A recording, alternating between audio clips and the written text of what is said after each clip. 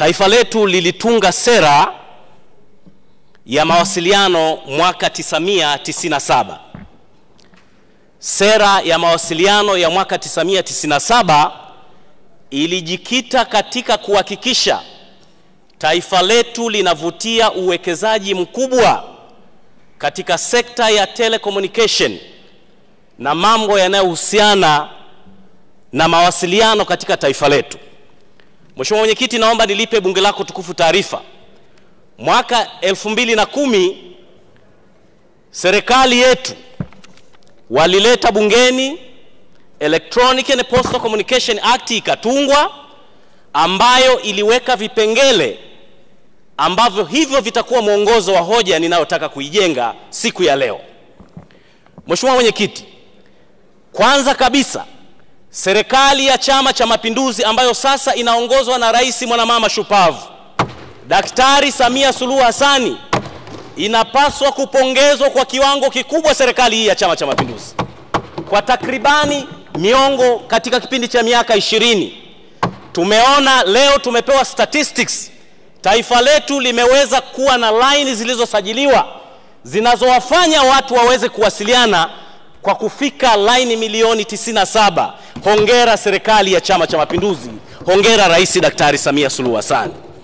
Mheshimiwa Mwenyekiti, sheria ya Electronic and Postal Communication iliyotungwa mwaka 2010 na kuja kusisitizwa kwa Finance Act ya mwaka 2016 na kufanyiwa marekebisho revision ya sheria ya Electronic and Postal Communication ya mwaka 2022 section 26 kifungu kidogo cha kwanza mpaka cha 4.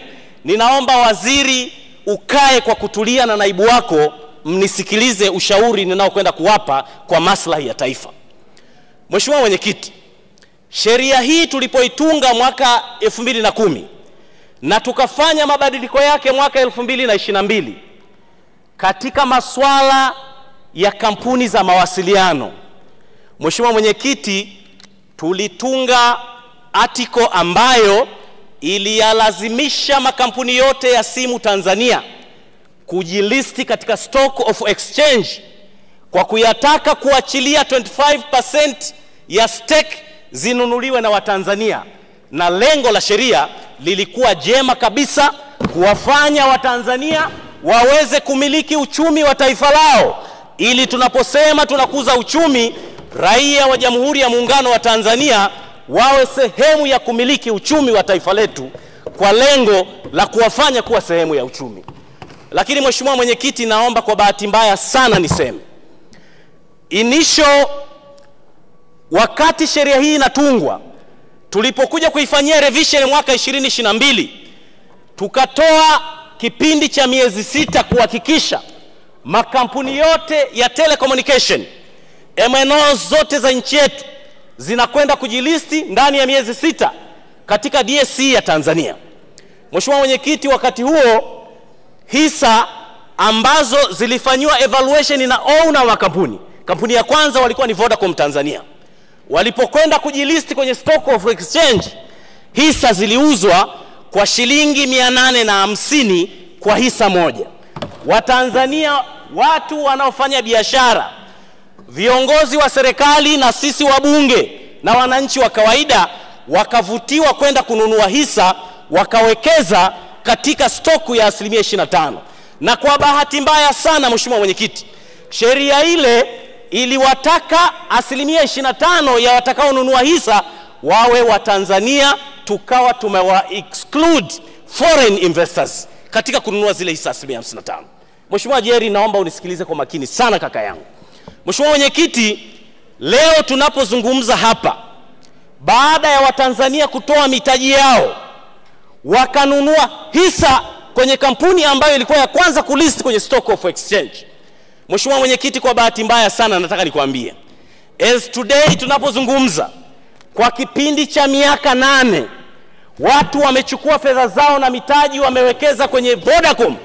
Kwa miaka 8 leo tunazungumza, ukiangalia dividend ya fedha za Watanzania walizowekeza kwenye sekta hii ya mawasiliano katika kununua hisa kwenye kampuni ya Vodacom, nataka nikwambie Mheshimiwa Mwenyekiti, leo tunapozungumza Kwa miaka 8 mtu mmoja kwa hisa moja amelipwa shilingi 245.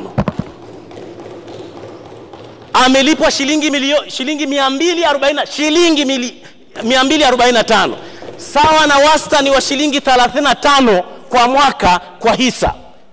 Mheshimiwa Mwenyekiti, ninayasema haya kujenga hoja.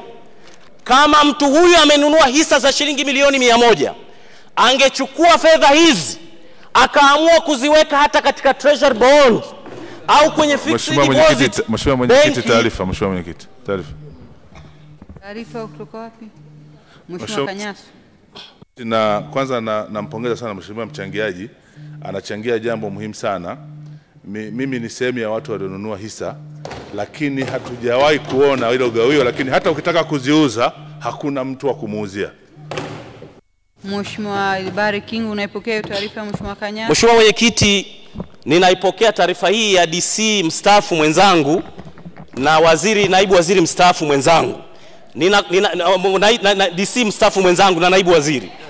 Mheshimiwa Mwenyekiti, lengo langu ninakwenda kujenga hoja, na hayo nitafika huko tunapokwenda. Mheshimiwa Mwenyekiti, nataka nikuambie, katika kipindi cha miaka 8 Watanzania kwa kuwekeza pesa katika DSE kwa kununua hisa za Vodacom, wastani wa shilingi 35 kwa mwaka, fedha ambazo hata mtu angezichukua akaamua kumkopesha mzee Lukuvi, bado angeweza kulipwa fedha ambazo zingeweza kuwasaidia Watanzania maskini hawa waliowekeza katika mtaji huu. Mheshimiwa Mwenyekiti, hoja yangu ni nini? Kama taifa, Mheshimiwa Waziri, ninakusihi kaka yangu, mnapopewa nafasi na madaraka kuwashauri wakubwa na serikali, washaurini viongozi wetu kwa maslahi ya taifa ambayo yataweza kuvutia investment, sio kudita investment katika taifa letu. Mheshimiwa Mwenyekiti, leo ninapozungumza, hisa hizi ambazo wananchi initially walizinunua katika DSE kwa shilingi 850, leo nakwambia hisa hizi zimedrop kutoka shilingi 850 mpaka shilingi 720, na hata ukizitangaza hakuna mtu wa kuzinunua. Mheshimiwa Mwenyekiti, najenga hoja hii. Je, ni mitaji ya Watanzania waliochanga fedha zao wakazipeleka DSE kwa hisa za Vodacom? Muda wake umemalizika, anamalizia sentensi ya mwisho. Taarifa Mwenyekiti. Muda wake umemalizika, malizia sentensi ya mwisho. Mheshimiwa Mwenyekiti, kwa hoja hiyo ninakuomba waziri, utakapokuja kuhitimisha, utusaidie kutupa majibu. Nini msimamo wa serikali? Kama hamtakuja na majibu ya kutosha, tutakwenda kushika shilingi. Utuambie mnakwenda kufanya nini kurevise hii sheria. Muache soko liamue watu kwenda kujilisti kwenye DSE, na watu wakifanya hivyo tutakuwa tumeokoa mitaji yao. La mwisho Mheshimiwa Mwenyekiti, la mwisho, na kuomba radhi sana. Mheshimiwa Mwenyekiti, katika hotuba yake waziri, ninyi nataka niwashauri. Rais mwaka jana mwezi wa 8 alitoa maelekezo kwenu muweze kuhakikisha kwamba TTCL inajiendesha kibiashara. Mheshimiwa, nakuomba dakika moja tu. Mheshimiwa Waziri, nataka niwasaidieni. Tumemwona Kadogoza ana SGR. Serikali kupitia kodi za Watanzania, Mheshimiwa Jerry, tumejenga SGR ya telecommunication ambapo fiber tumeizungusha nchi nzima. Mheshimiwa Jerry, fiber hii mbona hamuitumiki biashara?